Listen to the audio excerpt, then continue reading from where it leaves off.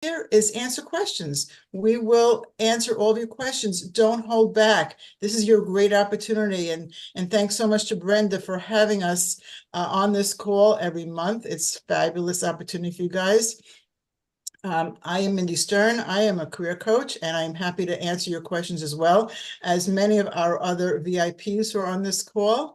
Kenneth Wang, Paul Sakala, Diane Taylor, we're all here to help you. So we are welcoming you. If you do not want to be seen, this call will be recorded. So if you don't want your name shown, you can rename yourself.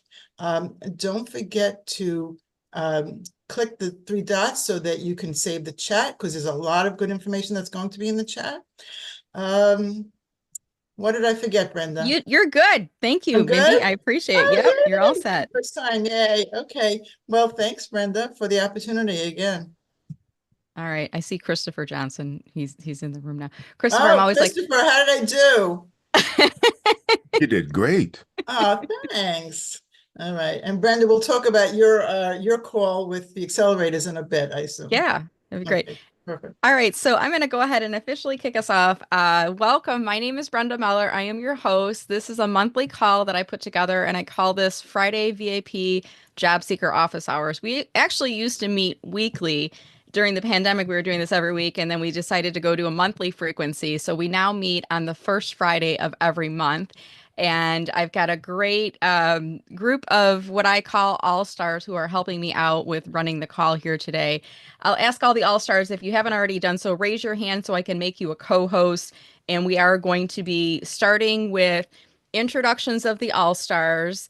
And then we will, I'm going to ask a few of you who are attending the call. If you're new today, I want you to go into chat and say new. And I'll pick maybe 2 or 3 job seekers who are new to the call to introduce yourself to get you some additional visibility. What other things that I want to tell you before I start to do this? This is a free call. It is being broadcast right now on YouTube. So if you do want to watch the playback of this again later, I'm going to drop this inside the chat so you can grab the link. We also have a private unlisted group on LinkedIn where I'll be dropping the playback link inside that group as well. So if you can't find the YouTube link, don't worry, just join our LinkedIn group. This is private and unlisted, which means it doesn't show on your profile, and you can't find the link to get into this group unless you know me. And when you come in, you're going to have to knock on the door, so to speak. You'll have to request to join the group. I'll look through the peephole, make sure that you're a job seeker, and then I will admit you inside the group. So feel free to visit the link that I put inside chat right now and request to join the group. And if you ever see job postings, resources that can be helpful to job seekers, those types of things, I want to encourage you to share them inside the group. This group is kind of like our flagpole outside the house. And if you've been on the call, you've heard the story before, but just follow along with me. So when we were back in like elementary school, remember how they used to do like fire drills, and they would say, okay, now we did the fire drill at school. Now you need to do a fire drill at home with your family. And part of what you need to do as a family is decide where everybody's going to meet outside of the house, outside of your property, if there's a fire in the middle of the night, because you're not going to meet on the front porch because the house is on fire. So you're probably going to meet at the flagpole at the neighbor's house a few yards down. So the LinkedIn group is our flagpole. It's where we can all meet as a VIP job seeking community to share resources with each other, to ask questions. Pretty much after I start these calls, I don't check my email and LinkedIn. So if you're having difficulty finding the link to join, go into there. Someone will answer it. We've got a very active group, and I think we're just under 1,000 members inside that group right now. So feel free to go in there and use that group to share information, to gather information. We even look for job postings. A lot of job postings are being shared inside the group. All right, and we will be planning to go for the full hour today. I'm going to do a quick check on my calendar to see, because some months we can go a little bit over. Actually, we can go a little bit over today, so we might go to 11:15, 11:20, just to let you know. If you need to leave at 11, no worries, but we'll keep that in mind here. All right, so the next thing I'm going to do is I'm going to pull up our all-stars, and I'm going to put you on screen in groups of 4, and I will ask you to please introduce yourself, and please talk to us about any offers you have for job seekers, any freebies, any upcoming events, anything you'd like to tell us about. Sue, you will go first, and then Sue, once you're done with the introduction, it'll go to Mindy, and I'll just keep rotating in the all-stars until we get through all of you. Go ahead. Thanks, Brenda. We all here love being the all-stars to help you all out. Mindy said, you don't love being here, the reason for it, but we're going to get you through December, frigid December. Everybody's suffering. That's why I've got heavy sweaters on. I am Sue Mentors. I have a global mentoring consultancy. I practice with people all over the world. I am happy to have a chat if that would help you. There are a couple people here who I've talked through various situations in addition to all the advice you get. But the most important thing, watch for these today. Mindy already got them. I bring my pom-poms to celebrate things that we don't even think should be celebrated. And we've learned across the various groups, Mindy, Linda, Diana, Brenda, Ken, we should be celebrating any progress. If you got up today and you said, I'm going to do one application before the weekend, that's a success for you. So let us help remind you that it's okay to celebrate it and take the pace that you need. All right, I'm passing it on, I think, to Mindy. I forgot to listen, Brenda, I'm sorry. Anyway, thank you. Good listening, Sue. And just last month, Sue and I were together in real life. I can't believe it was already a month ago. So I'm so happy to be here today to talk to you guys. We have all been there, done that. I was laid off. I got back up. I know how to do all these things, and you don't need to recreate the wheel. And so if you have questions, please share them with us. I am so thrilled that I am part of this community. It's been a blessing for me and for so many people. I want to share with you that I host an accelerator group. That's the accelerated job search group. And every single month we host a wonderful speaker. And this month we have the brilliant Brenda Meller coming. That's on Tuesday. I'm putting it in the chat right now. Please register. I must tell you, though, that we have right now, as of today, 115 people who are registered for that call on Tuesday. So I suggest, number one, register today with the link I just put into the chat. Number two, arrive a little bit early on Tuesday because I only have 100 seats. So I assume we're going to go way over 115 today with you guys registering, and we can only have 100. So that would be great, Brenda. If we had 100 on Tuesday, I'd love that. And Brenda's going to be answering all your questions, so come prepared with questions. If they don't get answered today, maybe we'll get to them on Tuesday, hopefully. And so I'm going to pass this over to Diana. Welcome, Diana, to the group, and I'm happy to see you and happy to see everyone here. Thank you. Well, happy Friday, everybody. I'm Diana Stevens. I am a mindfulness-based career coach, and I too am starting a job seeker group. It'll be next Friday at 12 noon, and I did put the link in the chat. I will put all my information in the chat again.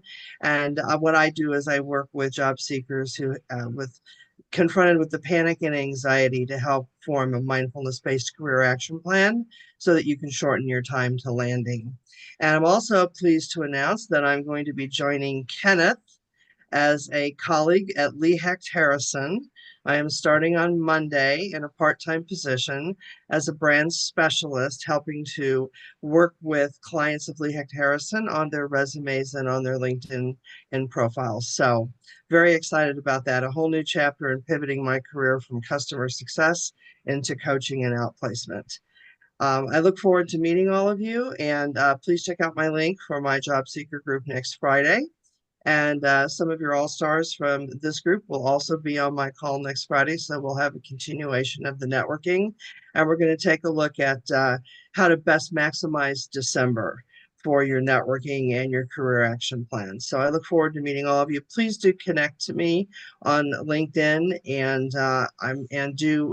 click on the link for the job seeker group and you can register. My group will be via Zoom and you need to register through Zoom. So I look forward to seeing all of you next Friday. And I'll pass it to Jay. Okay, welcome everyone. And haven't been here for a while. And one thing I tell people about this group is that I think so much of the search, we work with people on tactics and strategy.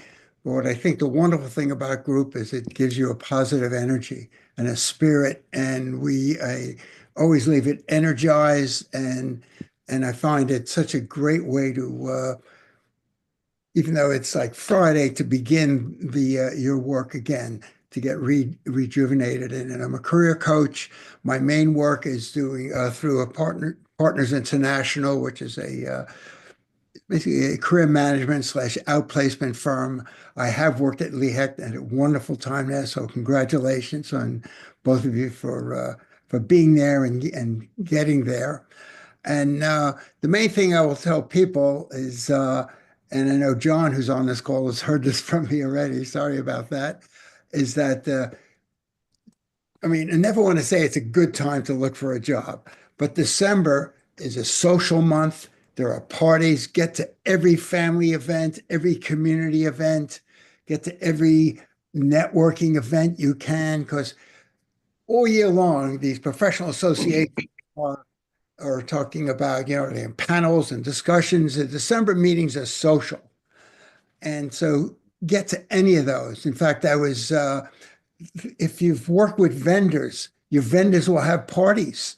In fact, I was running a call yesterday and someone said, "Oh, I know of a party with the law firm that works with your area." So approach your vendors. They will have access to the trade association parties because they sponsor them. So get out there, talk to people. The other thing I'll say just briefly, and I'm sorry to go on about this, is that this is when all the budget games happen. People are finalizing their budget. So get in front of people now because they may need to have somebody to. I know people started jobs in January because they were told, "Hey, I hired you because I had to rationalize started jobs in December. I have to rationalize a job in January." So be in front of people because and when a new budget year starts in 3 weeks, they're going to need to bring people in. So use this time, get out there, and best of luck to everyone. And Brenda, thanks for having me on this call. And I pass it on to Linda. Hello, everybody. I'm Linda Brubaker, and like all of the other All-Stars here, I'm a career coach. And what we're doing is we're all here because this is our way of giving back to you. As Mindy and Brenda both said at the very beginning, we know you don't want to be here. And our goal is to give you the tips, the tricks, the support so that you don't have to be here again. We want to help you all find your next forever jobs. And so our goal is to make sure that we can support you in whatever way that we can. Like Mindy and Brenda and Diana, I too host a free job search support group. In fact, I'm going to put the link in the chat in a moment. And I'm actually working with several of you, and I see several people who are on those Wednesday calls already on this group, and I think it's fantastic.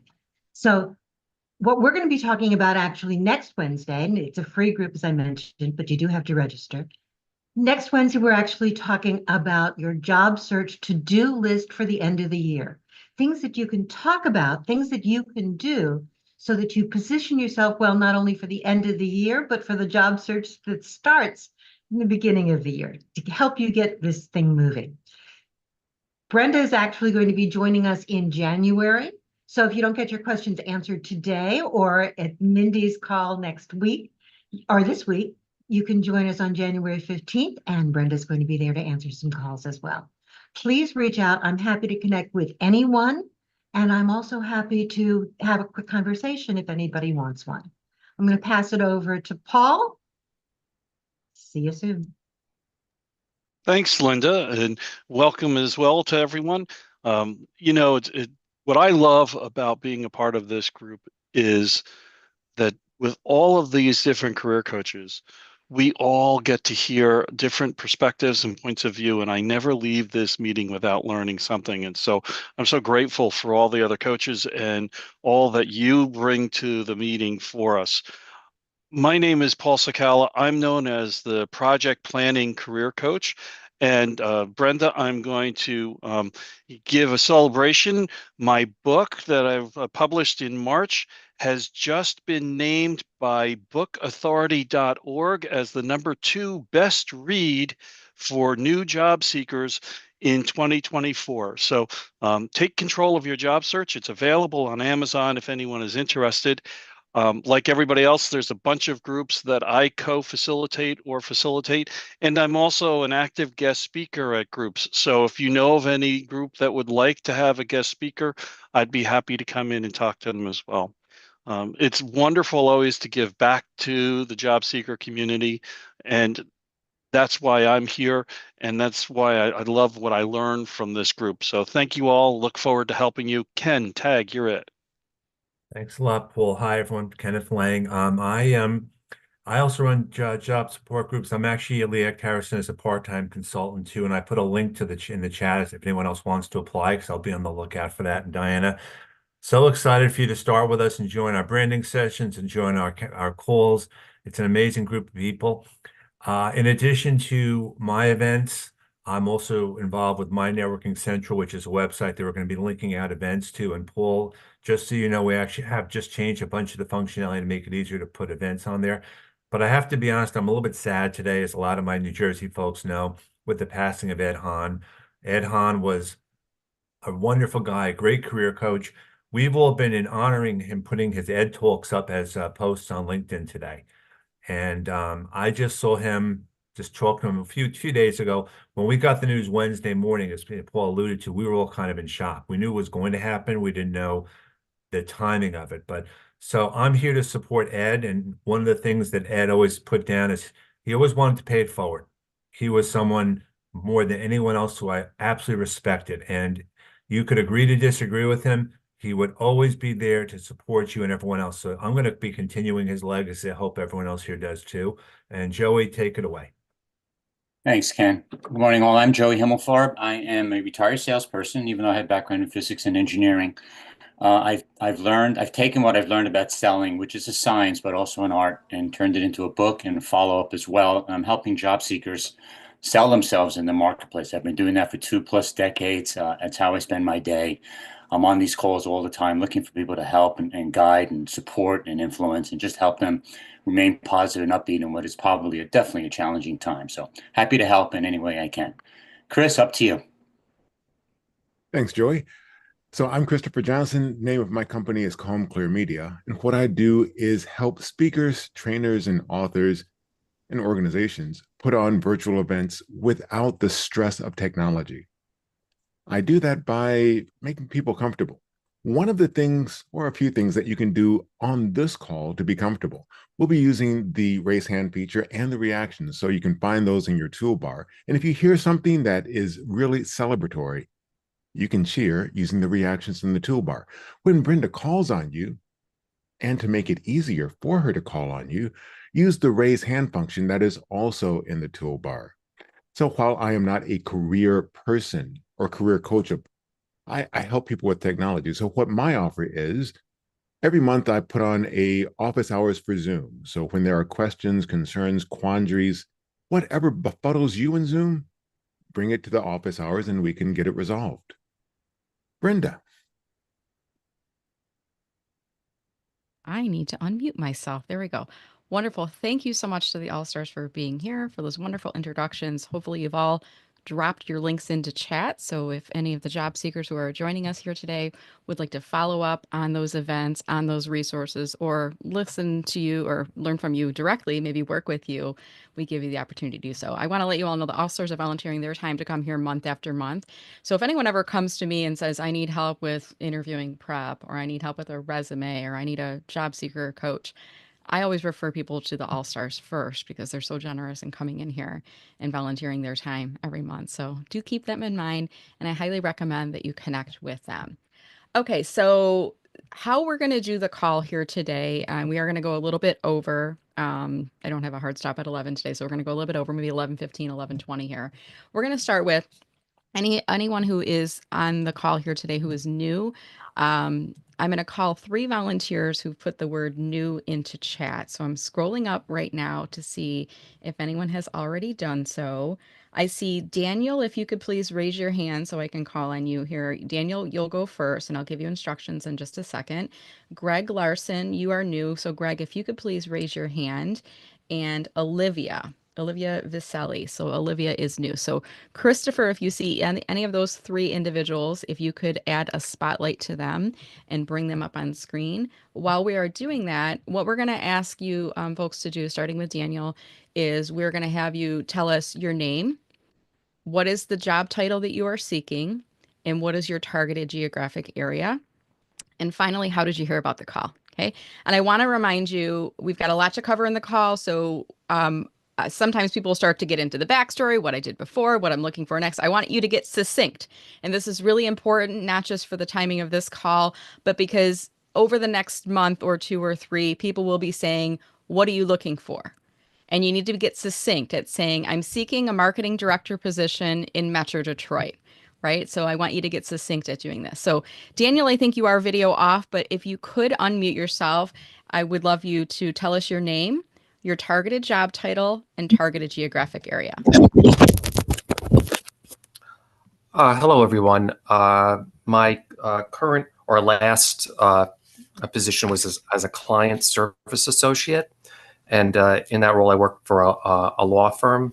And my current job search is focused on in that area as a client service associate in that field. And my geographical area is in Westchester County, New York City metropolitan area. And so if anybody knows of anybody that could possibly help me in this targeted area, I would appreciate it. Wonderful. And Daniel, how did you hear about this call? I know the answer, but tell the audience how you heard about this call. Well, I found out about it through an email, or I think it was through an email through LinkedIn. And then I was directed to your group that way. Wonderful. Yeah.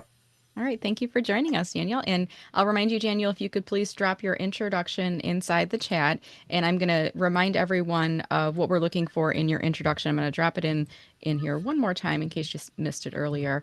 But you don't need to say, my name is Brenda Meller, because it will say, Zoom will say Brenda Meller to everyone. So it already has your name at the top. So you don't need to say that, but say your targeted job title, your targeted geographic area, and include your LinkedIn URL. And make sure it has the HTTPS, because then it's blue and clickable and people can invite you to connect while we're on the call here today. All right, we're going to move off of Daniel now on to Greg. And Greg, if you could unmute yourself, tell us your name, your targeted job title, targeted geographic area, and how did you hear about us? Okay. My name is Greg Larson.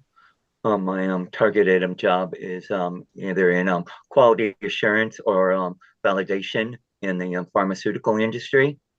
My targeted area is the Washington, D.C., Baltimore area.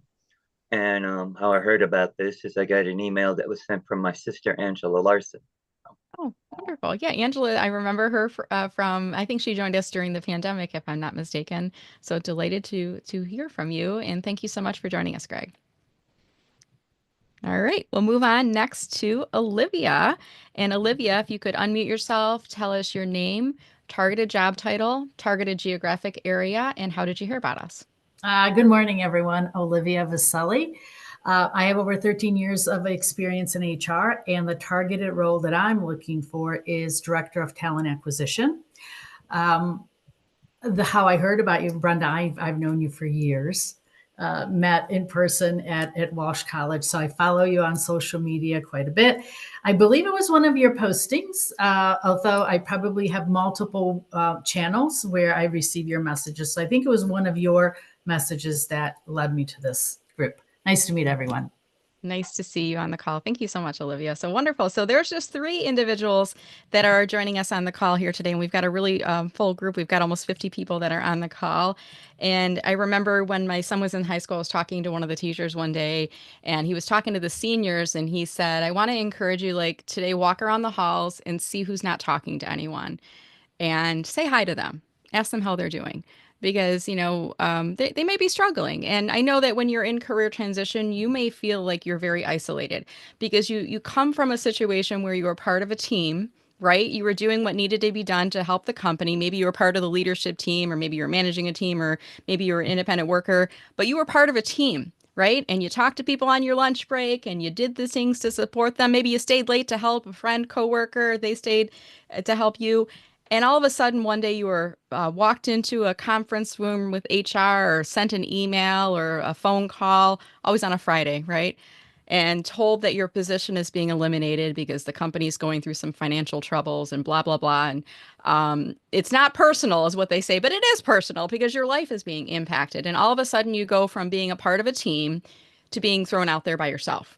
and it can feel very isolating going through. So I want to let you all know that I see you, and I'm just going to say hi and welcome all of you to our call today. Good morning and welcome to Mindy, Christopher, Diana, Jay, Joey, Kenneth, Paul, Sue, Amy, Angela. Oh, we've got Angela with us too. Nice to see you. Anthony, Austin, Christine, Daniel, David B, David M, David S, Club David in the house, Diane, Elena, George, Greg, Heidi, Jill, John, nice to see you, Jordan, Jose, Karen, Linda, Melissa G, Melissa W. We've got Michael, Michelle, nice to see you. Mike, Nancy, how you doing? Nicholas, Olivia, Ray, Sandra, Scott, Sophie, and Sophie X. We have Stacy, Tamara, Tammy, Trisha, Wendy, and Katya. And my apologies if I've mispronounced any of your names, but I see that you are here today, and I want you to know that we are glad to have you on the call with us. So as we are getting started, I'll let you know what we're going to do is we're going to start to move into some Q&A as well as sharing of success stories next. So the way that this will work is if you have a question, I want you to type the word question into chat, and I'm just going to do a quick example. The word question should be in all caps, followed by the full question. And then do the raise your hand function inside Zoom, like click under where it has raise hand. So the little orange hand thing goes up on you.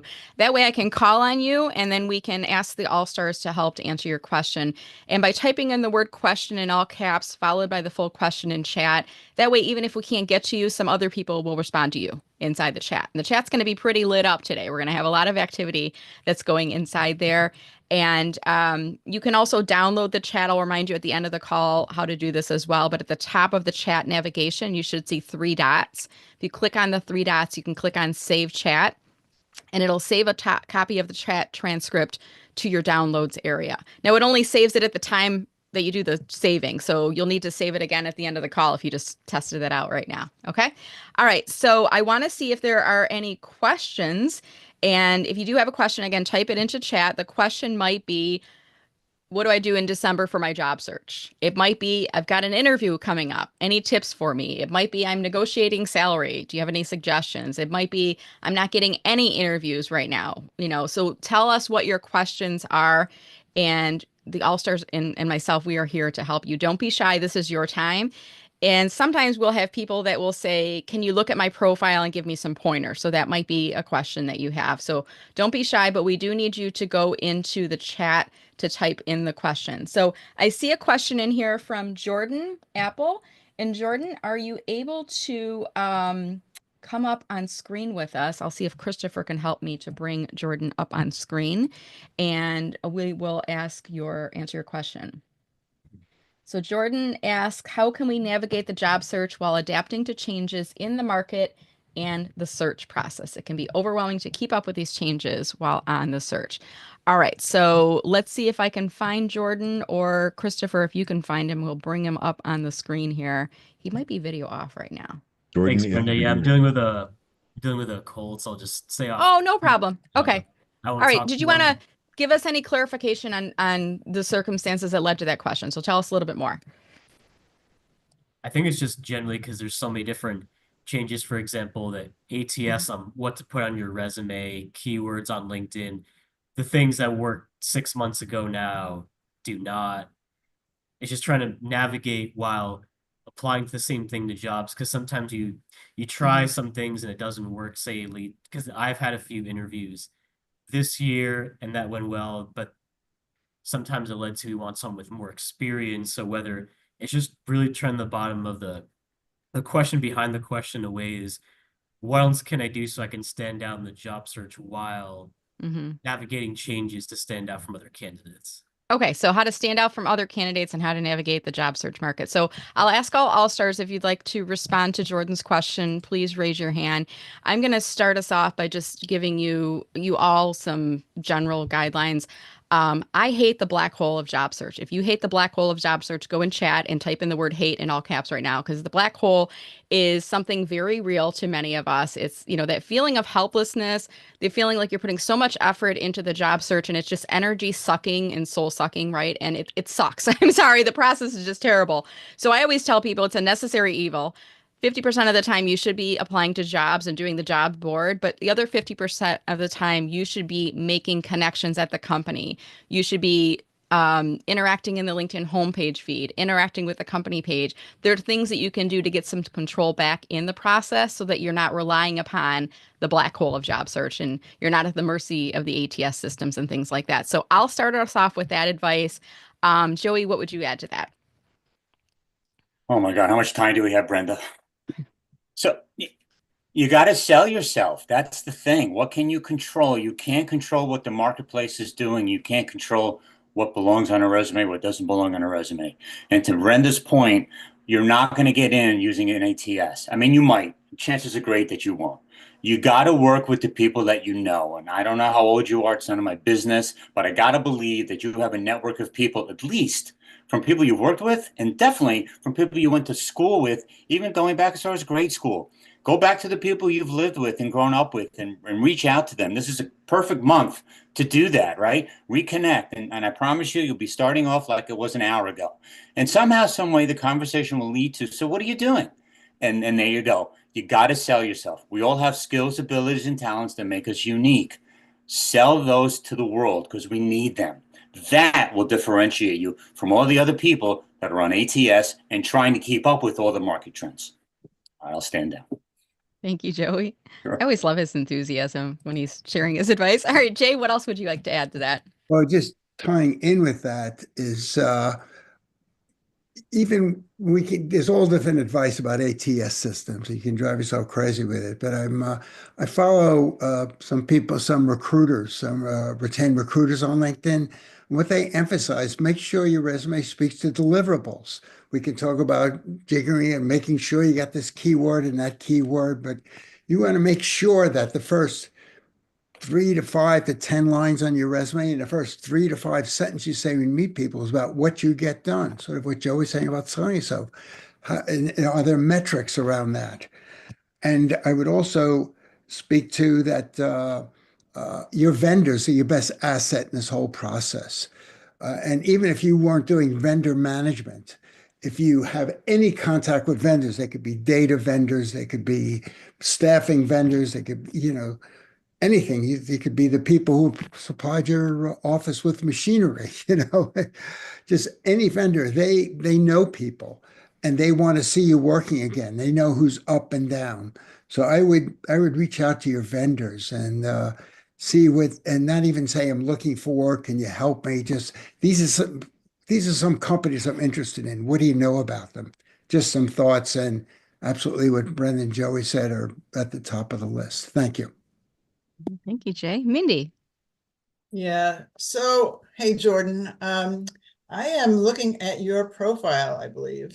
A couple of things that I just want to mention. Number one, most people get jobs through someone they know or someone who knows someone they know. And so I want you to start looking at your second and third level connections. First levels will get you to your second and third level connections, but those are the folks who may have opportunities that you don't even know about. And so I want you to start thinking about that, as well as making sure that your skills are aligned with the job opportunities that you're looking at. So when you go into a job search, you will see at the top different skills that either you have enough, and we would like you to have at least 7 of the 10 skills that they list approximately. But it's a great way to add skills to your profile. So make sure that your skills are up to date so that recruiters can find you. And that's the income that people are going to find you. And then for you to find people, you need to start looking at your second and third level connections. If you don't know how to do that, I'm happy to share that with you. You'll be great. But your profile looks, pretty good. There's a lot of good things on here. So you're in the right direction for sure. And Joey forgot to say, you got to stay positive. So Joey, I'm going to say it for you. Positivity beats negativity every day, right? Thank you, Mindy. All right, Paul, what'd you like to add to that? And you're muted. We'll give you a second. Sorry. So Brenda, I've at a bit of an advantage here because Jordan and I have worked together, and I'm reading some things into the question, especially as he's got it written. So I'm going to take a completely different tact in my answer for you, Jordan. I'm focusing on your concept of I'm feeling overwhelmed by the speed at which the job search process is changing, and how do I keep up with all of that? And what I would suggest to you and all of us on the call, think about where you are in your job search process and focus in on perfecting that piece. Right? If you look, for example, in my book, and Jordan, I know you're familiar with this, I've laid out an entire step-by-step process to go through in order to conduct a job search. So go back to that chart, that laid out process, and say, all right, this is where I'm at. Let me learn what's current in that spot, perfect and do it. Then I can move on to the next step, and then I can perfect and do it, and then I can move on to the next step. And I think that will help to remove some of the overwhelm of there's so much that I've got to do and so much that I've got to learn and so much I've got to stay on top of. Let's break it down into small pieces and take that one small piece and then move on to the next. So for example, I know, in fact, Mindy, Jordan has done tremendous growth in his ability to network.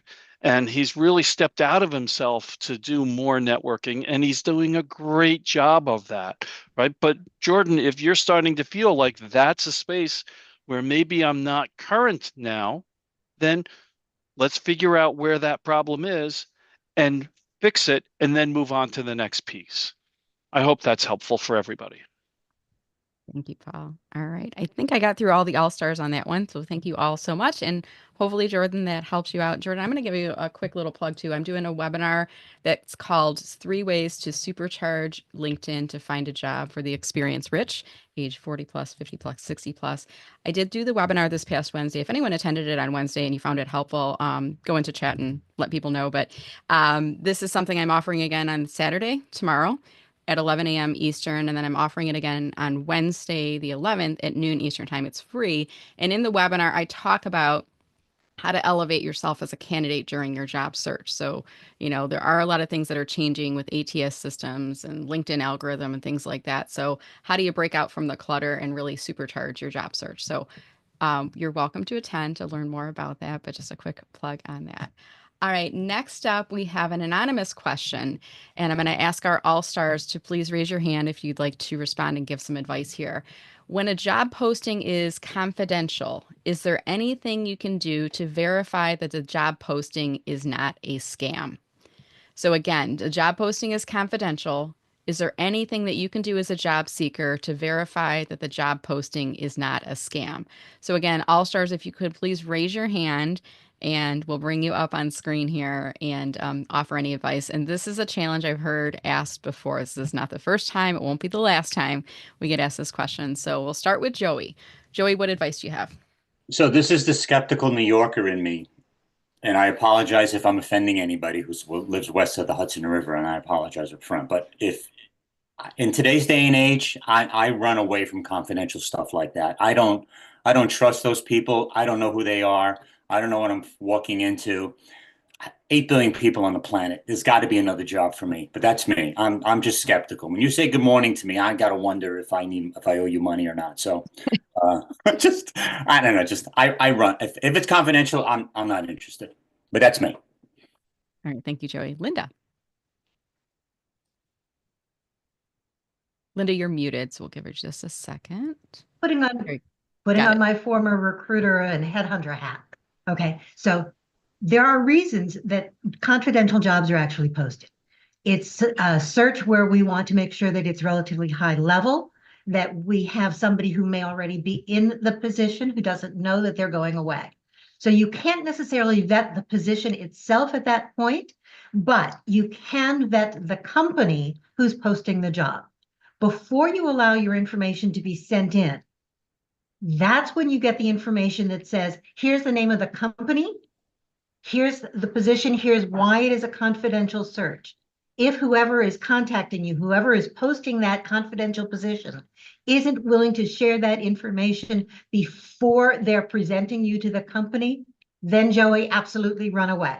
But that doesn't mean that you shouldn't apply for the position. You shouldn't talk to the person who's posting that confidential position, okay, before you know who the company is or what the position is.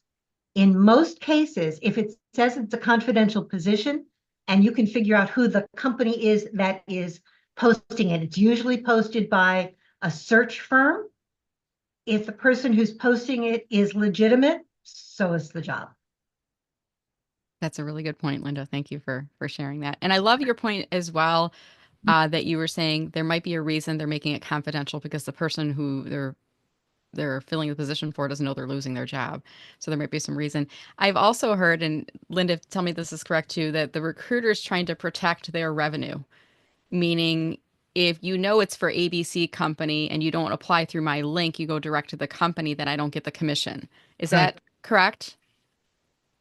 Unfortunately, yes. Okay. Especially because there are so many recruiters right now who are outside recruiters who are recruiting for these same positions. Mm-hmm. Yes, that's Okay. absolutely true.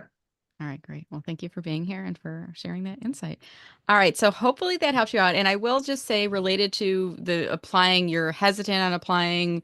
I hear Joey saying, when in doubt, don't. I hear Linda saying, well, maybe because there's a reason it's confidential.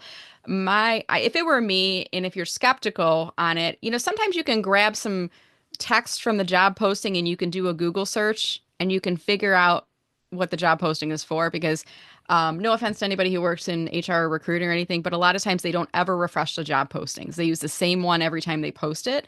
So if it's ever been on the internet, it might come up in historical search results. So you can figure it out from just the verbiage of the job posting. That's a little, I don't want to say hack, but a little tip that you can do.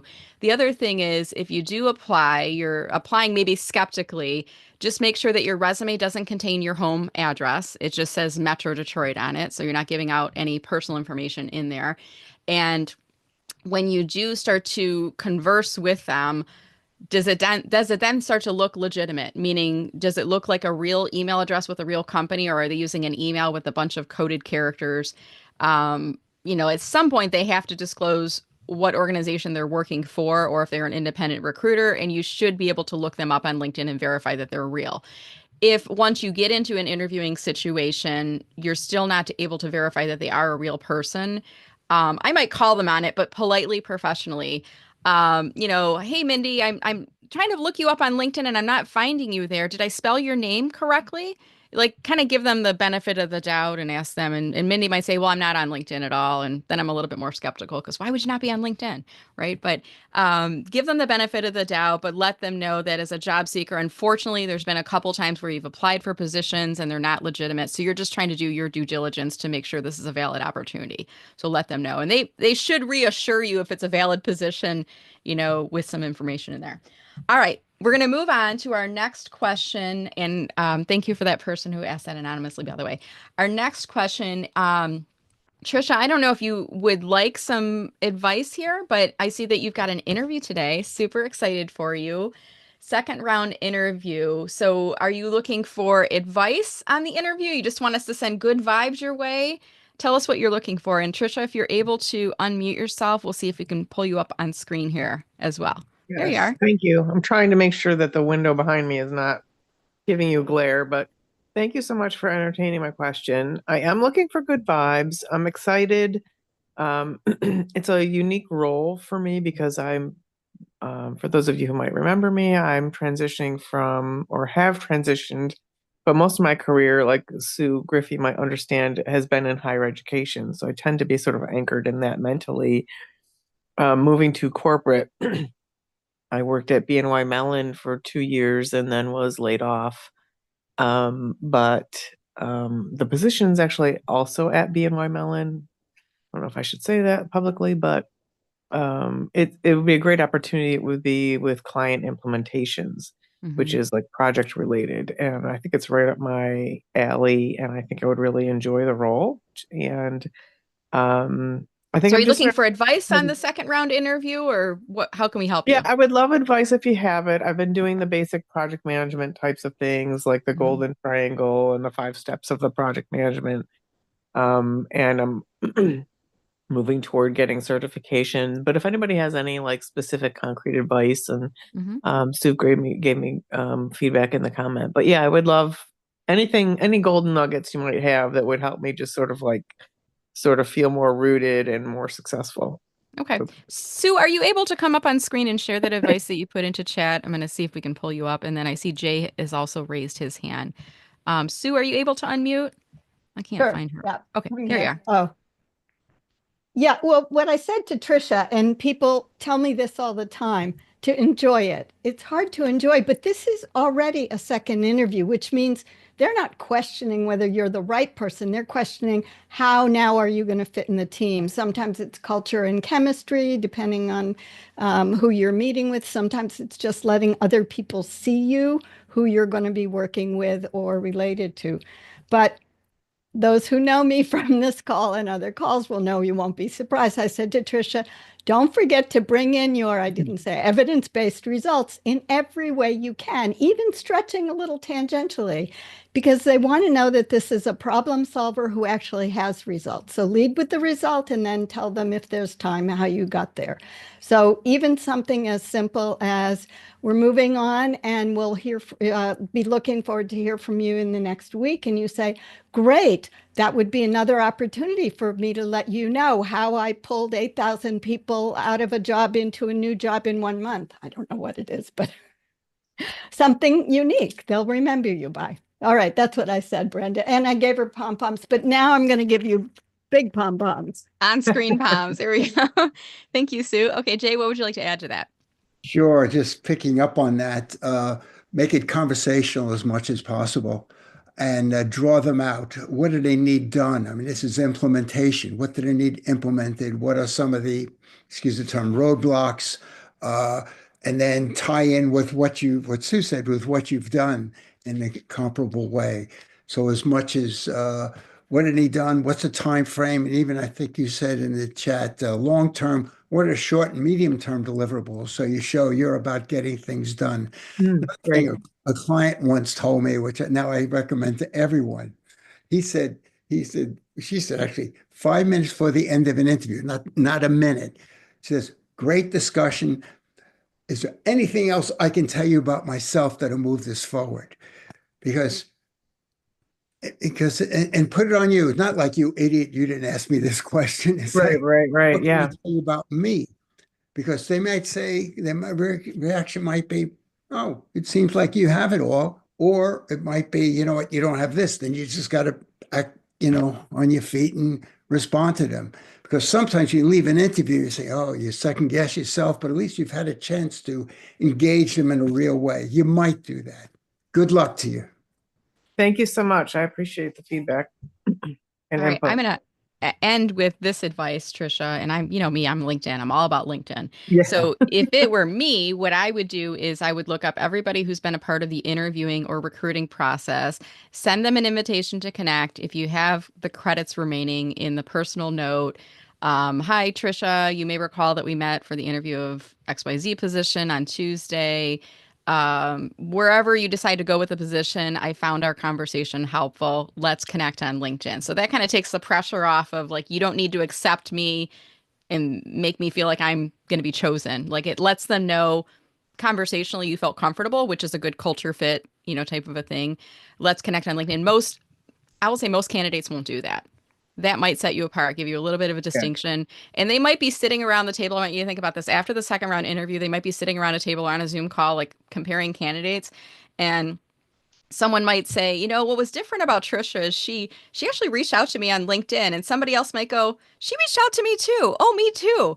And they're all like, now they all feel like they have something in common with you because you've done that additional step in on the process. And I feel like especially as we are, I like to say experience rich. The further we go in our career, the more experiences that we gain, the insights that we gain. I don't like to use the word mature candidate. I like to say an experience rich candidate. Thank you. You bring with you these life skills and the knowledge about working with teams and working with people and developing relationships that some of the younger candidates just don't have. So that can give you a little bit of an edge in on the process, in addition to the expertise that you bring in there. Right. Thank All you. right. I like that. Thank you very much. Great. Thank you, Trisha, for being on the call and for asking the question. All right. I see another question that has come up in here. And we're going to do a couple things before we end the call here today, too. I'm going to let you know, we're going to do the mantra. If it's been a little while for you, we're going to do the mantra again today. We're going to do the Zoom salute, and we're going to do the lighting thing, too, because Trisha was talking about adjusting her camera, which made me think about that. So we're going to do some mini training on Zoom. It'll be a quick thing. And I want to talk about the boat story, too, because it just reminded me, something in the conversation reminded me about it this week. Okay, our last question. And then we have a success story, and then we'll do those final things. Our last question is from Angela. And Angela, if you're able to unmute yourself, please do so. We'll pull you up on screen, give some clarification. But you mentioned that you sent a message to a hiring manager via LinkedIn in reference to a job. Message back from the manager is that I need to be a U.S. citizen. Anyone else experience this? So Angela, are you able to unmute yourself and give us a little bit more background on the situation, or clarify what you're looking for here? Yes. Can you hear me? We can. Yep. Mhm. Okay. All right. I applied to a job that I pretty much matched 90%. And you go through all the process. I went to the actual site itself, filled out, the application, and, filled out that I am a U.S. citizen. I do not need, sponsorship support. I, don't need visa support, that type of thing. But the hiring manager was listed for that position via LinkedIn. So I sent a LinkedIn message, basically a cover letter, showing all the different things that I did and how my skills applied to that particular job. Well, the response, and it was a couple weeks in coming, the response back from this hiring manager was only U.S. citizens are eligible. So I thought, well, did I, select something wrong in the application process? Did you immediately reply and say, I understand and I am a U.S. citizen? I did reply, but I checked first to make sure I hadn't made a mistake, on the application. And no, I checked I was a U.S. citizen and did not need sponsorship. So I did send a reply back that I am a U.S. citizen and I reside within, the U.S. I'm not So living can I ask abroad. a question, Angela? And I'll ask the All-Stars, please raise your hand if you want to add anything to this. Is there a recruiter or an HR person contact that you have at the company? No. Okay, so is it the hiring manager who you applied through, and that's the only person you're having communication with at this point? Yes. It was the hiring manager. I'm kind of feeling like, I don't know how to say this. I feel like I need to be a little bit New York like Joey at this point and be blunt with what I'm saying here. Instead, I'm from the Midwest, so I always get a little uncomfortable being blunt and direct with my feedback. But I feel like the hiring manager is a little rough around the edges, and he's not asking I don't even know if it's legal the way that he's asking it. Maybe it is, maybe it's not. But I feel like he's asking a question that's not relevant to you because you are a U.S. citizen. Like, why is he pushing that back on you so much to say you need to be a U.S. citizen, almost implying that you're not? And you've already checked a box saying you are, and you've replied to him. So let's go to our experts, our all-stars. So Jay, and then we'll go to Mindy. Not sure I'm an expert on this, but I just will say that I don't want to get into politics. Just in the last few weeks, I've had a few candidates with H-1B visas were told that companies that they actually had interviewed with are telling them they won't work with them. So I think companies are being more cautious as there's a chance there'll be less opportunities for people who aren't citizens. It might be that, might be. But she's already said I am a U.S. citizen. I know, but that might be the dynamic. Okay, but that might be the why, but she's just saying, what do I do now that this has happened? Okay. So Mindy, do you have anything to add to that? Yeah. Angela, sometimes there are just form letters that people click, and you just need to disregard them. You already made it clear on your application that you are a U.S. citizen. You already written back to whoever sent that out saying I am. They may be very inexperienced and they're just clicking the wrong button. And so I wouldn't worry about it too much. And you need to have many opportunities out there. Don't be holding your breath for this one, because it feels to me like it could just be either a glitch in the system, number one, because they must have like 30 different templates that they're going to use to respond to different candidates. Whoever's doing it may have just clicked that one. Just be open to that possibility that it's just their inexperience in doing that, or it may just be an error. So I wouldn't put all my eggs in that basket, because it doesn't sound like that person is up to speed on what he needs to do, or he may come back to you. I don't know. How long ago was it that you responded that I am a U.S. citizen? Yesterday. Okay. Give him, I would say till Monday, but we should always have multiple opportunities out there. Keep your pipeline big, right? Because you never know when one's going to fail and one's going to fall off. Budgets can be canceled. I have a client who's been interviewing at the same company for 9 months, and they keep getting him back and back and back. And last week he got the notice, sorry, our budget's been canceled and we don't have the opportunity any longer. So there's a lot of things that go on in companies, and just word to the wise for everyone, have lots of possibilities for yourself. Don't be focused on one job only. Yeah, it just that this was very strange. I don't know. It just seems like in my job search, I'm running into strange situations that don't seem that others haven't, encountered. I don't know if this is my life or just what, but that was just very strange to get a reply back that you have to be a U.S. citizen. And I didn't make a mistake on the Did you ask application. him, Angela? Did you say, I am a U.S. citizen? Did I accidentally check a box that says otherwise? I didn't ask if I had checked a box that said otherwise, but I did go back and check the status of my application and review, what I'd sent in, and it was correct. I don't want to like throw it back in his face, but I kind of do. Can you grab like a screen capture of your application showing the box that says I am a U.S. citizen with you checking it off, and message that back to him and say, here's the form where I indicated I am a U.S. citizen. Was I supposed to check it someplace else too? Or, assume benefit of the doubt. Assume, like Mindy said, it could just be a form. Like, he might be getting a lot of people applying for the job that aren't U.S. citizens, and they are not able to bring in, or to Jay's point, they're a little nervous about this. So they're, doing this as a double, triple screen. But, and another thing we haven't even talked about yet, but, this could be a red flag too. The fact that you're kind of getting caught up in the are you a citizen, and you've already told them that you are a citizen.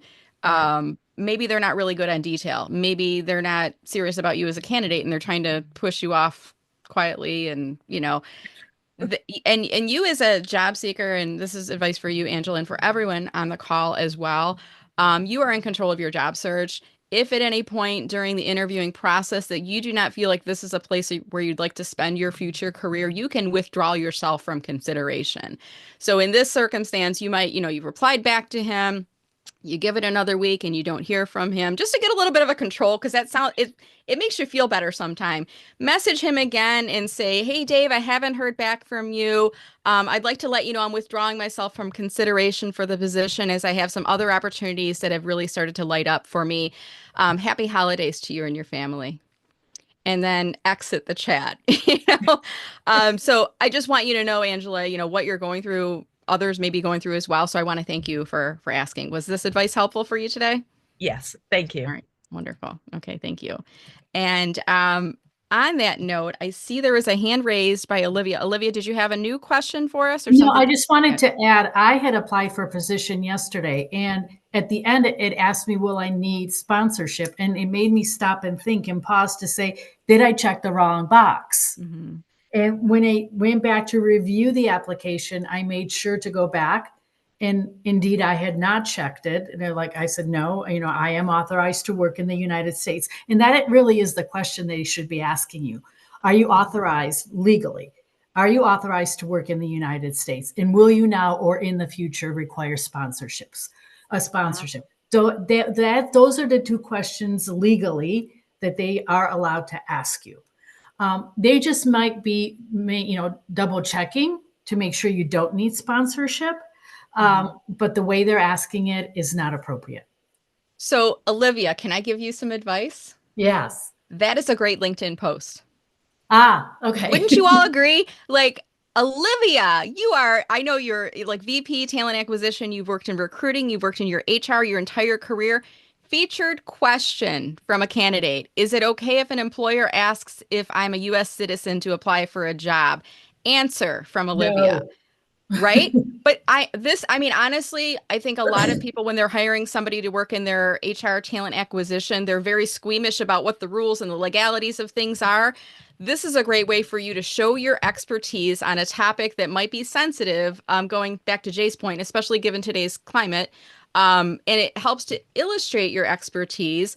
I think you can help people who are job seeking with that advice, and you can, more importantly, help to illustrate to your future employer, hopefully they'll see this post, what great expertise that you have. Now, if I were you, Olivia, you could probably do this once a week, do a featured question. You could come from our Friday calls. You could pull questions from job seekers here all the time, but you probably have your own frequently asked questions when you're in a leadership role in talent acquisition that you could feature. So I hope you don't mind Friday featured question. Yeah, I think that'd be brilliant on there. So I hope you don't mind me suggesting it, but I'm like, I'm a former corporate marketer, so whenever I'm like, oh, that's a good idea. I gotta tell her. Thank you, Brenda. You're welcome. All right, awesome. Okay, so we are gonna now move into some workshopping a portion of our meeting here. I'm gonna pull back up into gallery view, and the first thing we're going to do is I want to help you all as you're in career transition. There's a good chance you're going to be doing an interview on Zoom or some type of a virtual platform at some point. So I want to give you some help on being in the frame, the rectangle frame that you're in right now. We want to make sure that you're in the right position, and there's two things. We're going to talk about positioning, and we're going to talk about lighting right now. Okay, so positioning, you want to make sure that you are taking up most of the frame. So put your hand on the top of your head right now, like almost like you're saluting. Put your hand at the top of your head. Your fingers should be touching or maybe even hidden by the top of the frame. So Greg, I'm just going to point out you as an example. You need to get yourself a little bit closer to your camera, or maybe angle your laptop a little bit more towards you, because then you are more prominent. David Mills, you need to bring the laptop a little bit closer because your fingers aren't touching in the top. Sophie, I see you at the bottom of the screen. You either need to pull your laptop closer to you or angle your laptop screen up a little bit more. Angela's doing right now. She's doing a great job with that. So this allows us, John, you're too far back too. You see how your top fingers aren't touching at all? That's just going to get you aligned properly into the frame of the camera. Jay, you're a little bit too far. You can make it a little bit closer. And sometimes if you're using the laptop webcam, it's just angling your laptop towards you. Or if it's an external webcam, you either need to scoot your chair a little bit further or pull the camera for. And this makes you look, John, right now, as you're taking up more of the screen. You look more important. You look more impressive. You look more approachable. You ever see somebody on a Zoom call like this? You guys know what I'm talking about? And you're like, why is she sitting on the ground? Now look at the difference when I'm framed up properly. Can you tell the psychological, that message it's sending to people? That it's confident, you're more engaging on camera. So that's a little tip for you. Okay, remember the Zoom salute. Just do a quick little tech. If your fingers are not, like, look at my fingers right now. My fingers are practically hidden by the top of the frame. Your fingers should be at least touching, if not hidden by the top of the frame. You're trying to get your head basically almost to the top of the frame so we can see you. So that's the first tip. Okay. Is this good? Who said, is this good? I did. David. David, Mills. yes. Yep, you're good. As Okay. long as your fingers are Okay. touching, you're good. Okay. And it could be hidden completely, but at least touching. Okay, the next thing we're going to do is we're going to adjust lighting. So Sophie, I'm going to pull on you as an example because you're sitting with your window against your back. Sophie, are those blinds, and are you able to close the blinds that are behind you? Are they already closed or are they still open? Can you unmute yourself or no? I could. Okay, could you try closing the blinds? Would you be able to do that? Just, I want to demonstrate this to you. When you are on camera, and I see John has a window next to him. John, are those blinds closed or can you close those? I can close them. Try closing them. And I want you guys to pay attention to what happens when they come back on camera, when the blinds with the light source behind them is closed or minimized a bit. And by the way, it's always better to be facing a window if you're going into a job interview, and maybe blurring out the background like Mike has done, like David has done, like Angela has done. So facing a window, blurring out the background, if you've got a lot of, clutter and things that are behind you, that's even brighter, Sophie. That's really weird. So Sophie, if I were you, if you were going to be in an interview, I would not be in that location. I would physically pick up my laptop and face your desk towards the window. You might have to prop this up on a couch with some pillows and get ready for this before, but you don't want to have the light source behind you because it's competing with you. Does that make sense? So we want to be, the light source is facing towards you. Ideally, it's the window. Look at John Schmeickel. Is it Schmeickel? Did I say your last name correct? What is it? Schmeckley. Schmeckley. Look at John Schmeckley. Can you all tell the difference in the lighting?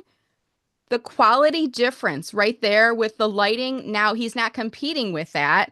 My eyes aren't going over there and it's not pulling the light source away. We can see John's face more clearly. Now, if you have the means to do so, I would highly recommend that you have a lamp or a lighting source pointing at your face during the interview. And I want to show you, I've got a lighting source on me right now. Let me turn that off. So watch me right now. Look at the difference. Okay. I picked up this light. I mean, this is a little bit more expensive one. It might have been $100 off of Amazon, but I could have easily just used a lamp to point at me, right? And yeah, it feels a little bit hot, a little bit more heat on me but I'm only going to do this for an interview, 15 minutes, 20 minutes, maybe an hour, and then I turn it off, right? And it just gives a quality impression of you as a candidate when we can see you more clearly. Joey, I'm going to pick on you, and I'm not even going to apologize for it because you're a New Yorker, and I think New Yorkers like it when you pick on them because they like to fight and argue and stuff. So Joey, do you have a lighting source that you ever use when you're on calls? Can you unmute yourself? You're muted right now. Yeah, I have two lamps.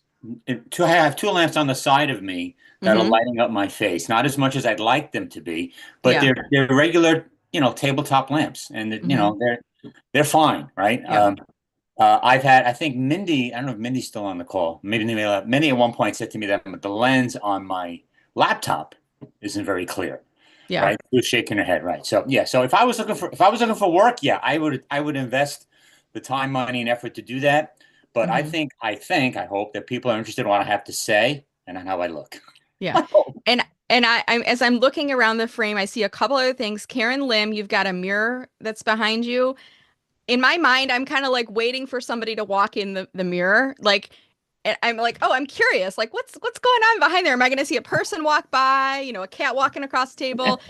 So if I were you, I would blur your background. I mean, your frame is good. Your lighting is good on your face. I'm not trying to pick on you, but I see the mirror and I'm like, ooh, what's going on there? Does that make sense, Karen? Yes. Thank you. Thank you.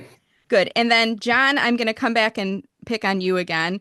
I'm going to see if anyone else has this as well. I don't see anyone else because of the blurred background. So John is sitting in a physical location where there's a hallway behind him. So if you're in the frame that you're in has a doorway behind you or a hallway behind you, we as human beings are kind of hardwired to like, is somebody going to be walking through that door or is somebody going to be coming and walking down the hallway? Now, John, do you know how to blur your Zoom background? I do, but I also always close the door when I'm in an interview. Okay, that's okay. But can you try to blur the background? Even if there's a door behind you and you tell everyone in the house, don't open the door, the dogs aren't going to open it. Still blur the background if there's a door behind you because we as human beings, we're like, what's going to happen? Now look at Karen Lim while John is blurring his background. Look at Karen Lim. She blurred the mirror behind her. You know what just happened there? Now I'm focusing on her face. I'm not looking at the mirror behind her. So it's little subtle things from a psychological level that are going to help you to stand out as a candidate on the Zoom call. Somebody's not going to say, I'm not going to hire Karen because she had a mirror behind her on the interview, but we don't want them to be distracted. We want them to be focused on us. Okay. Brenda, I'm going to ask you, it's Paul. Yeah, go ahead. Use a Zoom background or a background that we've created or not. Mm-hmm. Are you asking the question or are you offering advice? Yeah. No, asking the question. So are you asking, should we use a Zoom background or a background that we have created? Or none at all. I mean, I'm looking, for example, at David Ball, right? He's got that picture of the Boston Marathon behind him. Yeah. Right? And then we've got David Mills, who's got like the landscape scenery in the background. Right. I want all of you to think about as a candidate, your goal is that you are the focal point of the video, I feel both for David Mills and David Ball, like that might distract me in the background. I'd rather see a blurred background. And I would rather see a natural background with some blurring like John Schmeckel than the Boston Marathon, which might make me think about, and I know why you do it, David, and we talked about this before. And then David Mills, you've got the background with the lighting, and I'm like, half of my mind's like, oh, that's really pretty, and is that real? And it's not real. Like it now I'm not thinking about David as a candidate. I'm thinking about the background in there. So I'm sorry. Would it be better to blur this background, maybe put in like an office room setting as my background? Linda Brubaker, are you in a virtual background or is that a real background behind you? Can you unmute? Actually, I just put that in the chat. This is a virtual background. Yeah. I personally like the office settings if you're going to use a virtual background. Do more of an office setting. All right. Yeah. Thank you. Yeah. That's just me though, you know. Agreed. And a part of my question, Brenda, was in terms of the seeing the skewed face and the popping in and out, whether it's blurred or a fake background. Yeah. Yeah, that's why I lean towards I prefer the natural background that you're in or blur it if it's too distracting versus an artificial one. Because I feel like personally we're in this day and age of AI. Is that person real? Is that background real? You're building trust with people. And I understand why people use virtual backgrounds. Just ask people their opinions, and go into chat right now and ask people their opinions. What do you think of my background? I'm looking at Amy Dinning as an example. I love that background. You can tell it's virtual because you can kind of see as she's shifting her hairs, you can tell a little bit, but it's not distracting to me. And I'm still focusing on her face if I were be interviewing her. So I don't mind that in the background, but get opinions from other people. David Mills, I like that background better. It looks like you're actually This one? Yeah, I like what you're in right now because it looks like you're in a virtual co-working space for the day. It looks like that the message I'm getting on a subliminal level is you care so much about this interview that you went and rented a virtual office for the day to do the interview. I mean, That's great. It maybe not what you did, but that's the feeling I'm getting this is off from the it. internet. Yeah. So Olivia, this could be a second post asking about virtual backgrounds. Ooh, is your background virtual? I just changed it. So this is, but I'll show you what I had my, hold on a second. I had this before and I feel like it's too busy, even though it's blurred, right? I don't know. Would love to hear. I like the virtual background compared to your blurred one. That's what I was just playing around with a couple of different options. And I feel like the virtual one allows me to stand out more. Yeah. Because it's more neutral colors. Mm-hmm. Or it's monotone. Yeah. Good. Brenda, Christopher is gone and I see Sue has raised her hand. I don't know if you've noticed that. I have no. Sue, thank you. Go ahead, Sue. Yeah, there's I can't remember Carmen's last name. Cognitive neuroscientist who did some research on this, and I will find it and put it in our private group in the next 24 hours. Actually, what worked out was not a natural background, but rather a blurred background, not a virtual background. Now, the new virtual backgrounds that I'm seeing in the last few months from Zoom are a lot better than the half of the hair gone kinds of things. So I think what fine-tuning people have done today is great. But Karen, for example, softening the mirror, that's fine. I've actually blurred a little of my natural background enough that it takes the attention off of the fact that I know it's a little cluttered, but I'm not interviewing. But just so you know, there is a reason to think about these things. And what Brenda's telling you is don't raise questions in people's minds, and you want it as neutral as possible. Check your virtual background, and I would say have a Zoom call with someone and do all the moving around so that you know where you're getting into danger, because it's hard to do it for yourself even when you record yourself doing it. That's that, and I'll find that link for what Carmen's research was when I get off. That's awesome. Thank you, Sue. David Ball, I see your hand is raised. Yes, good morning. I've done this background thing for a while because I actually took the the picture when I was in the race. I've been in many of them, and it's part of my brand. And as a brand leader or development person, I want to stick out. And so the distraction part has actually helped me cut out of a crowd. And also, since my LinkedIn profile is linked into running and perseverance, that sort of thing, then that shows a little bit more of a step above for my creative background. I'm a creative director, so yeah, it's a risk. I agree with that, but I'm not a conventional person, so I'm definitely going much more for an in-your-face, a little bit of a thing, and it makes a little bit of a statement. I get a lot of people who said they saw it, and it actually attracted them to my LinkedIn profile. So it's, yeah, I realize it's a risk, but I think that when it has a solid ground in my identity as a creative director and being very battling ageism a little bit as well. So people don't really worry about my age if I just ran my 15th Boston Marathon last year. So yeah, I know you've talked about that, David. I'm going to give you the same advice I gave earlier to Olivia. That's a LinkedIn post. Grab a screen capture of you on Zoom, post it as a picture on LinkedIn, and say, this is my Zoom background. And this is why I have it as my Zoom background. And I'm a creative director, and I understand the power of personal branding. And this is brand continuity. And it shows I'm staying physically active as a runner. I mean, use that as a story, as a LinkedIn post, because you know what it is? It's you're showing your expertise as a creative director, and you're saying, by the way, I'm looking for a job, without saying, hire me, hire me, hire me. Right? So that's a LinkedIn post. Even if you did it before, David, do it again. thank you very much. I think that's a great suggestion. It was a long time ago, so I'm going to do that. Thank you. Yep. There you go. All right.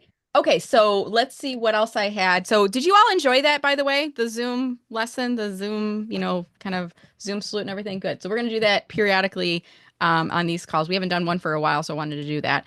All right. The other thing we're going to do is this. I call this the Meller Marketing Job Seeker Mantra. So this is completely optional. But if you would like to participate, I'm going to ask you to unmute yourself right now, and you're going to raise a hand. It can be your left hand or your right hand. It is not legally binding, so use whatever hand you want, but your hand is getting you into the game physically for this. And I'm going to say the line, and then I'm going to point, and you're going to repeat it back to me. Okay? So this is going to get our mind in the right mindset as a job seeker. So if you want to do this, make sure that you unmute yourself, because I think it's really fun to hear all the voices that are on here with us. So unmute yourself and hold up either your left hand or your right hand. It's not legally binding, so pick a favorite hand. I don't really care. And I'm going to say the line. I'm going to point at the screen, and you're going to say it back with me. So here we go. This is temporary. This is temporary. I am awesome. I am awesome. Awesome. I'm going to be honest with you. I did not believe the awesomeness am just now. awesome. So we're going to say it again. I'm going to say the line, and you're going to believe it when you say it this time. I am awesome. I am awesome. Oh, I felt it that time, you guys. Now I want you to point to somebody on screen and say, and you are awesome. And you are Awesome. There you go. I am valuable. I am valuable. I will find another job. I will find another job. The black hole isn't the only way. The Black hole is the wrong way. I am in control of my future. I am In control of my future. And using LinkedIn can help to give me power. And using LinkedIn can can help to give me power. Plus, by attending today, I am a step ahead. Plus, By attending today, I am a step ahead. All right, give yourself a round of applause on that. That was fun to do. Okay, you can go ahead and mute yourself again if you'd like. And I just want to review what this mantra is and what this mantra does. I'm a big believer in positive mindset and, call them affirmations or those types of things. I've got like Post-it notes around my office that inspire me all the time. Revenue goals, project goals, mindset goals. Sometimes I put things on my bathroom mirror as well to keep me focused on the right things and to keep me positive. You need to train your brain to think positively. And when you're in career transition as a job seeker, it's a roller coaster of emotions, and it can be sad, depressing, frustrating. It can make you angry at times. And we need to make sure that we're in the right mindset as a job seeker. And I know it's really hard because you're feeling very defeated. And then you need to show up for a job interview and come off as this happy, confident candidate, right? And it messes with your mind. So saying this mantra helps to get your mind in the right mindset. And I want you to know that this is temporary. This is just a blip in your history. And someday you're going to look back and go, wow, that happened. And it's just going to be a part of your history. So I want you to know this is just for now. This is not forever. This is just for now, the situation that you're in right now. And you are awesome and you are valuable. And I want you to know that and to believe it. Because when you go through a career transition, not by choice, when they've taken your job away from you, it feels like they've taken a part of your identity from you and a part of who you are. And I want you to know that the passion that you have for the work that you do and the expertise that you have, as well as all that knowledge, those insights, you know, the information about your industry, your company, how to work with clients, they cannot take that passion from you and they cannot take that knowledge from you. Okay, maybe they took the paycheck away from you, but you are awesome and you are valuable. And on that note, you will find another job. And when you catch yourself saying, I'm never going to get back to work, I'm never going to get another job, I want you to stop yourself and say 3 times, I will find another job. I will find another job. I will find another job. Because your brain is going to do what you tell it to do. If you tell yourself, I'm never going to find another job, you're going to start like almost putting blinders onto opportunities that are coming to you. One of my favorite stories is from the movie The Pursuit of Happiness, Will Smith, and I can't remember the name of the kid in the movie, but he talks about the analogy with the boats. And I want to just share the story with you. There's a big flood in town and there's a person in a house and the water levels are rising and the town is evicting all the residents and a boat comes by and they say, you got to get out of here. And the guy says, no, no, no, God will save me. God will save me. Whether you're religious or not, just follow me through then the end of the story. God will save me. God will save me. And the next day, the rain continues. Now he's up to the 2nd floor of the house and another boat comes by and says, we got to get you out of here. We're evacuating the town. You're going to die. And he's like, no, no, no, God will save me. God will save me. The rain continues. The 3rd day, he's now up on the roof. Another boat comes by and says, this is your last chance. And the guy says, no, God will save me. God will save me. The rain continues. The man drowns. He dies. He goes up to heaven. He's in front of the pearly gates and standing before God. And he says, God, why didn't you save me? And God says, what do you think the boats were for? And when you're in career transition, and especially if you worked in a job for many, many years and in an industry that may be changing and maybe going away altogether, you get into this mindset of this is what I do. This is what I've done for the past X years. And this is the only possibility for work that will be coming. I want you to listen to the possibilities that are coming to you. And if this brings forth ideas, I want you to put them in chat, but you might have to take a temporary job or find some other sources of income until you get back to work full time. I'm going to use an example. My 20-year-old son is just turned 20 today. It's his birthday, by the way. He's in between jobs right now and he's doing Uber Eats. He's doing food delivery. Do you know how much he makes a day? He makes $100 a day. Driving around town, delivering food for people, and he gets money through Uber Eats. Now, you might be in a situation where you are still getting unemployment insurance benefits and it doesn't make sense for you to do so. But if you've run out of benefits, you might have to do an Uber Eats. You might have to take a retail job over the holidays. In our local school district here, they are hiring for substitute teachers. Depending on the level of degree that you have, you could make $150 a day, $250 a day being a substitute teacher. So you might have to take a for now job or some part-time work to have some money coming in. So I want you to pay attention to what are the boats that are coming to you. It might not be an ideal boat, but it might be something for now. Somebody might approach you and say, you know, Olivia, I know you worked in talent acquisition for many years, but gosh, you seem to really get the knack for working with people. Have you ever thought about an employee engagement role or being head of public relations or something different? And Olivia might be, if she's on the blinder, she might be like, no, I'm a VP of talent acquisition and swat those people. Or she might be open to that boat that is coming to her and say, you know, I've never thought about that. Tell me more, right? So I want you to be open to the possibilities of finding another job. And we've talked about the black hole earlier, but I want you to keep in mind that 50% of your job search is that necessary part of applying to the job boards. And that's why I call it the black hole, because it's very energy sucking. But the other 50% should be doing things like you're doing today.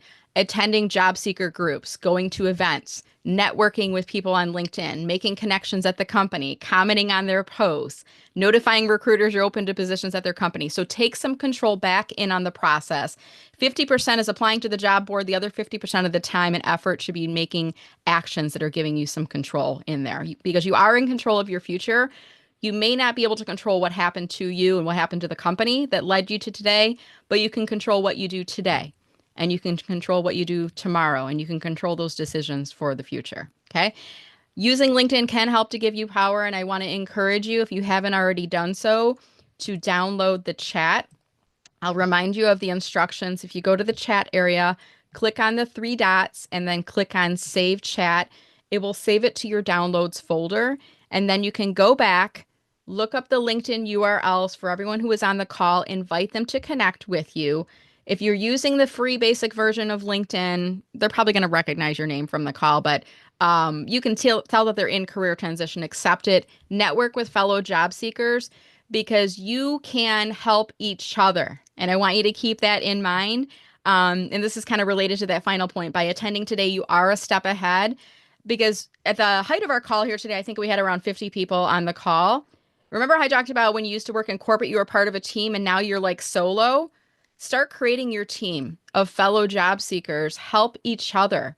When you see people on the call, John Smeckel came on the call here today. Maybe I had a good rapport with him. If I don't hear from him for a while, you know what I'm going to do? I'm going to check in with him. Hey, John, how's the job search coming? Right? And I might reach out to David Solomon and say, David, I know you were on the call, but can you remind me what's your targeted job title and geographic area? So just to keep it in my mind in case I come across something in the future, right? So this call is as much about you finding a job as it is you helping other people on here. And that's part of the reason I do this call month after month after month, because I want to help the job seeking community, but I want to provide a platform for all of you to connect with and support each other. All right. With that said, I am going to wrap up our call here for today. This session will be going on my podcast. By the way, I don't know if you saw that in the slider at the beginning, but I did launch a new podcast targeted towards experience-rich job seekers. And wouldn't you know it, I ended up calling it Experience Rich. That's the name of the podcast. So if you are a podcast listener, look up Experience Rich on your favorite podcast. I'm doing this as a limited edition series. So I'm probably going to do 10 episodes in total, and then I'll make an assessment on whether I continue. But right now I've got 6 episodes loaded. This episode today will be loaded on later on today. But check that out. Some really great advice here for those of you who are experience rich and looking for a job. And the advice is all related to using LinkedIn. I want to thank all of our All-Stars for being a part of the Q&A and helping with everything here today. I want to thank all of you for being on. And for those of you who are still on to the very end, thank you to Joey, Amy, Angela, Christine, Daniel, David B, David M, David S, Elena, Greg, Heidi, Jackie, Jill, John, Jose, Karen, Linda, Melissa, Mike, I lost track. Nancy. Hey, Nancy. Nancy came out a little later. Nicholas, Olivia, Ray, nice to see you. Sandra, nice to see you. Hey, Scott, and Sophie. Remember, I believe in you. This is temporary. This will pass at some point in your future. You're going to look back and go, remember that Friday call we did? Yeah, I'm back to work. I'm not doing that anymore. And with that said, this is our last call of the year. So I want to wish everyone a very happy holiday season. And I hope that you have a wonderful 2025. I'm going to go ahead and end our broadcast now. I'll keep the Zoom open for a few minutes in case you need to grab the transcript. And I look forward to seeing you again on the first Friday in January of 2025. Have a wonderful day and happy holiday season to all of you. Thank you so much. Hasta la vista, baby.